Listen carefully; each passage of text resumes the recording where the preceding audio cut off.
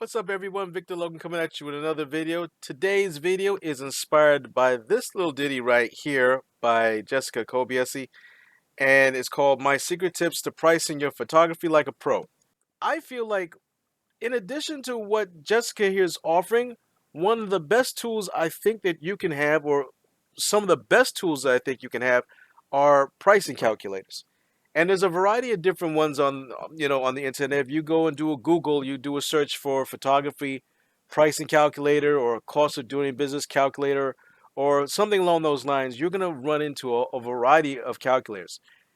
Right here, I got three calculators that I tend to use on a regular basis to help me with my pricing as I go from one year to another year. So let's start with this one. And what you're going to find that pretty much all of them do is they allow you to plug in certain information. And based on the information you plug in, you will get an end result. I like looking at this one because it gives me an idea of hourly rates depending on the information that I input into the calculator. This one is different. This one doesn't actually tell you how much what's the recommended pricing per hour or what your recommended sales are. But what it does tell you is how much your business is sapping money. And I don't mean to sound negative, but it is telling you how much your business costs, on a certain basis. My personal favorite out of the three, though, is this one. And this is offered by Professional Photographers of America, and it's called Square One.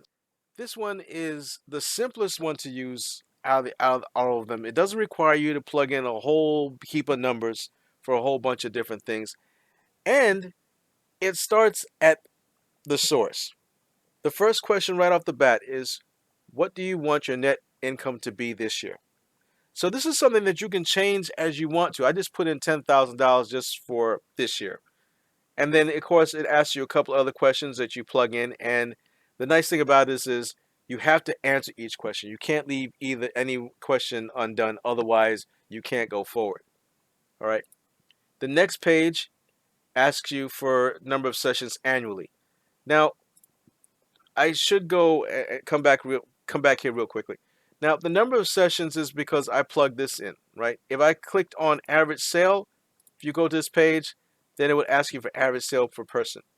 I don't use this one primarily because I have different pricing for different sessions. And so I can't really gauge an average. Now, this is the net income goal. This was what my goal was, $10,000 income to put in my pocket.